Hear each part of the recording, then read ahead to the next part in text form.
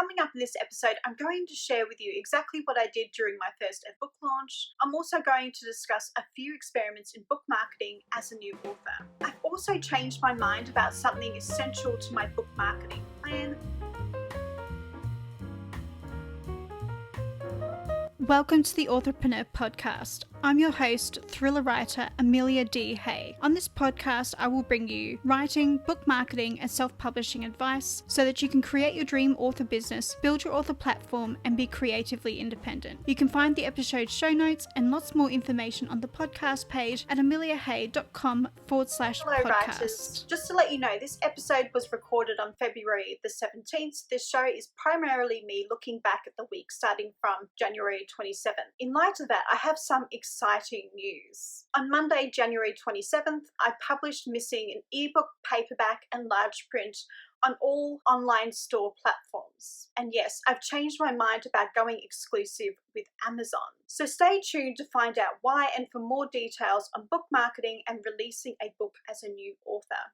I'm going to make another change to this podcast. So why another change? The answer is twofold. Firstly, the podcast takes a lot of time to script, record, and edit. And there's no way I can avoid that scenario because I want to make the final product as good as possible. I have a few personal pet peeves which are ironically sound related, and these dislikes are what drives my decision to script and edit. Now, all of this takes time, and it's time I'm not spending writing. So here's my dilemma. I'm an author and I need to write, so that needs to come first. But I also love podcasting. Secondly, I want to wait until I have a little more experience to talk about writing or how to write. In light of all that, I'm changing this podcast to an author podcast diary where I share the behind the scenes of self-publishing. As you might have guessed, the behind the scenes podcast diary is back. Each week, I'm going to dive into my behind the scenes misadventures where I talk about how I'm marketing and publishing my books as a brand new fiction author. I'll share the tools I'm using, the mistakes I've made, and what I would do differently next time around.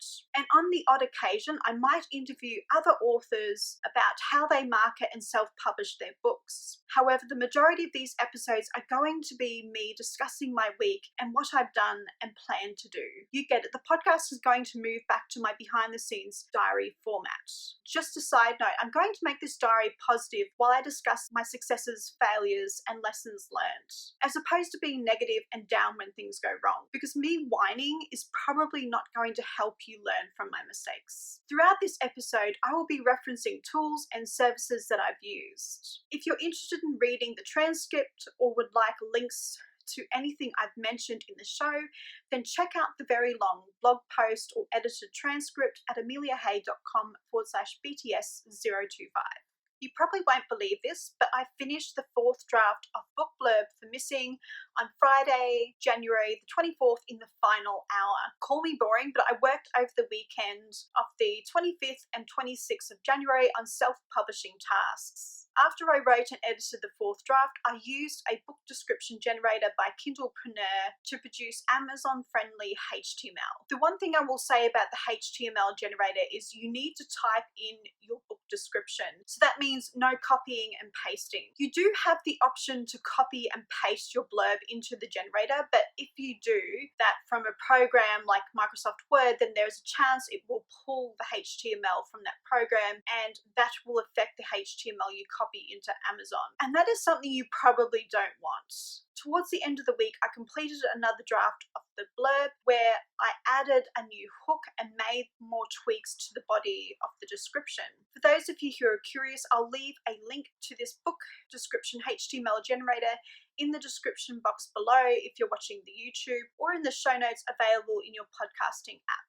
In the final hour and Sunday evening, I decided to publish my books wide instead of opting into the Kindle Unlimited program. This decision was made after my husband pointed out that I should publish on all platforms first and see where my novella sells the most, because I don't actually know where my books will sell until I try. And I don't just mean try for a month or two. I'm going to give it a year, because a year will give me a better idea of what it will be like to market my book. Another factor that comes into consideration was the number of books I plan to publish this year. Spoiler alert, I plan to publish 3 other novels in the James Bond crime thriller series. Books 2 and 3 need one more round of revisions and a professional edit, and the 4th story is outlined. Because I'm not publishing one book and then taking another year to write book 2, I feel that this might be a better decision for me than exclusivity. I hope this helps you understand why I changed my mind about my publishing options. My first publishing mistake came when I strictly observed the 72-hour processing time on Amazon. Yes, this new author was a little foolish because I soon learned it was more like less than a day wait time. On Sunday evening, I pressed publish on my paperback and large print editions, thinking it would take time because they were the first physical books that I've ever published. At 11 a.m. on Monday, January 27th, I opened my KDP dashboard to find that my paperbacks were live on Amazon. And that's when I thought, oh crap. This prompted me to publish the ebook edition, which was approved in a much shorter time frame than the paperbacks. This change in publishing date led me to upload my ebook on all the other platforms. Interestingly, Google Play Books was the quickest platform to approve and go live, followed by Kobo, KDP, Apple, and Drafter Digital. The week before this, I published the paperback on Ingram Spark because they had a similar 5 business day approval rate. And if I'm super honest, I'm not seeing my book anywhere other than Barnes & Noble at this stage. I chose a 35% discount and no returns because Ingram Spark charges for overseas returns. Let's face it, I'm not Nora Roberts or Lee Charles, so a bookstore isn't going to mass order any of my books anytime soon with or without a higher discount and returns. Now that I'm on the other side of pressing publish, I've noticed a few interesting mindset issues have crept in almost overnight, and the first is instant gratification. Instant gratification is nothing new. We all live in a world where we order something on Amazon and it arrives the next day. We put up an image on Instagram and receive 25 likes immediately depending on your hashtag game. Waiting is just so 1999.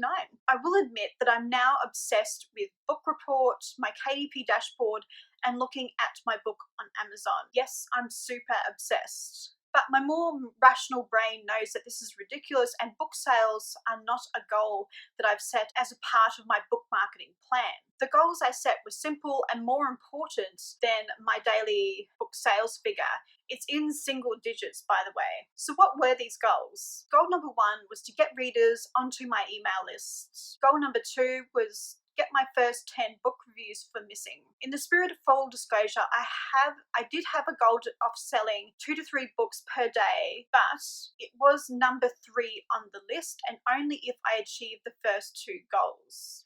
Now that I'm aware of my own struggles with instant gratification, I've started to notice it in other places within the self-publishing world. Over the last few weeks, I've been listening to a lot of podcasts where they focus on numbers. I'm not saying that these podcasts are responsible for my mindset issues, but instead I'm pointing out that I'm not alone with this instant gratification thing. When it comes to sales figures or downloads, bigger isn't necessarily better, especially in the case of free versus 99-cent sales. Just hear me out for a second. A larger number of free downloads aren't better than a small amount of 99-cent buyers. Why? There's no incentive to read when you download a freebie. A buyer is more likely to read. How do I know this? My computer and Kindle is full of free downloads that I probably won't read, and I know I'm not the only one. The other bonus mindset issue that I've recently acquired post pressing the publish button is a deeper level of insecurity. Last week, I found myself asking my husband if my story was crappy after seeing a 4-star review on Kobo. Yes, you heard me correctly, because the review was worded to say my novella was a great summer read, I found myself questioning whether the reviewer was just being nice. Now that I'm talking about this, I'm thinking, WTF? I suspect these insecurities are creeping in now that I know real people are buying my books in very small droves, like keyword small. All of this insecurity is flying in the face of great editorial feedback and feedback from people that I know will not lie to me. As I look back over my author journey, I go through phases where I wrestle with the idea that my book might be the worst story ever written. So maybe this too is just a phase. I'll keep you posted on this. Now for the fun part of the show. I know this is going to sound super embarrassing, but I've made my first few sales for Missing on January 22nd and 28th. How many sales, you ask? Oh, just 3. I know, stop the presses, but I'm excited because they were 3 strangers. As a consequence, I spent way too much time staring at my book on the stores. God, that sounds so vain. That's probably the most vain thing that I've ever done, other than every time I take a selfie. Yeah, I'm quite mesmerized by the fact that I've put a book up on Amazon, but I have self-published other things, which I'm super embarrassed about, by the way, and I don't really want to talk about them, but they are up there. And so this isn't the first time I've pressed publish, but I'm just so mesmerized. I'm like a moth looking into a light and I'm about to get burnt. That's how bad I am. My second screw up was a user error on Apple and Google Play. I would love to blame the platforms because it happened twice. You can kind of see a pattern. So I decided to do a 99-cent ebook sale on all platforms. When I changed the pricing on Apple, I set the pricing in US dollars and just assumed it was all good, but that wasn't the case. Apple set the price in Europe and the UK, as well as numerous other regions, to something equivalent to 49 pence or 49 euro cents instead of 99 pence. It took about an hour to go through and manually change the prices, and I looked up the exchange rates on Google as well, so it was a nightmare. My new nightmare is making those mistakes again. After that, I checked Google Play to see if the book was discounted correctly, and it wasn't. Just talking about this makes me want to crack open a bottle of rosé. Google Play had priced my book at 75 pence. To have a sale on a book on the Google Play Store, you need to upload a CSV file with the price changes for every region. Once again, this genius decided to place 99 cents and selected the world as the region. Maybe this is the reason for the incorrect pricing. Or maybe it is. Do yourself a favor and don't do this. Learn from me and don't be lazy and type all of the regional pricing into the spreadsheet. It's a lot of work, but it will save you a lot of heartache. And I didn't change the pricing error because I didn't think it would be worth it. As I've been writing and editing my James Bond crime thriller books, I've been slowly creating a list of comp authors. I hate labeling other authors as competition, but that's what it means. So I've fine-tuned my list of comp authors, and as a result, I no longer feel that I'm a unicorn because there are other authors out there who are just like me. Yay! So I feel like that's a huge win. The other task I performed this week was keyword research. I'm including this in the book marketing section because getting this right will affect how my novella is found in the bookstores. Throughout the writing and editing phases, as I created my book marketing plan, I curated a list of keywords to use in the KDP dashboard and everywhere else that will allow me to use keywords. But on Thursday, January 30,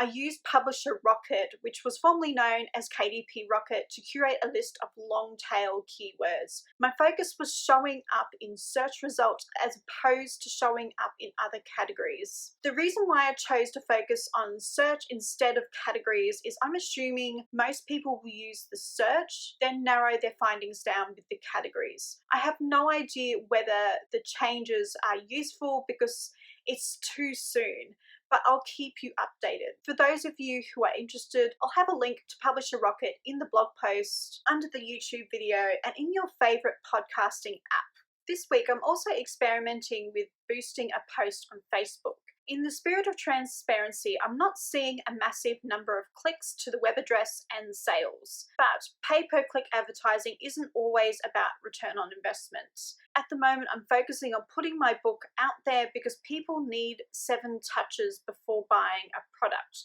I just want people to get used to seeing my book.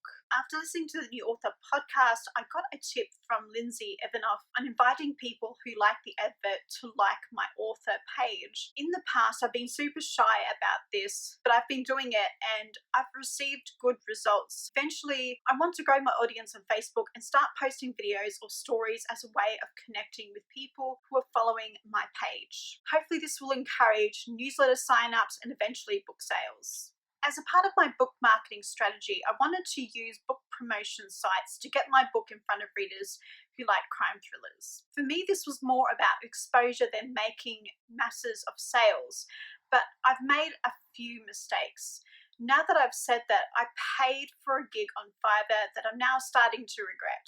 Unfortunately, I've discovered the sites run by the individual don't have much engagement. What does annoy me about this particular gig was it came recommended on a trusted site that I've already mentioned, and I blindly purchased without doing a bit of digging. That was a massive oops. Maybe not massive because the promotion only costed £20.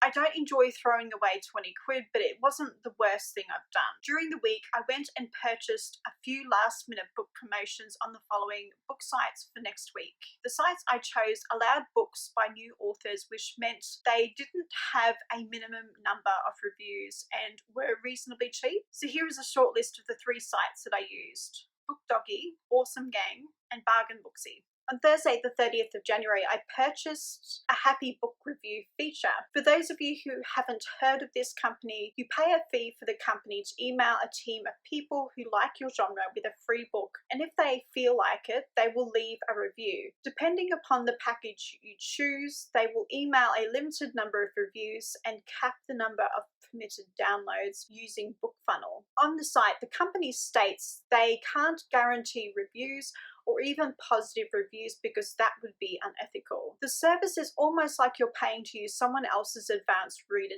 team. So the readers on the list know they are getting a free book in exchange for a review, but they don't have to leave a review. I'm a bit on the fence about this service. Once again, I will keep you posted about the results for this one. I may not know until a month or so.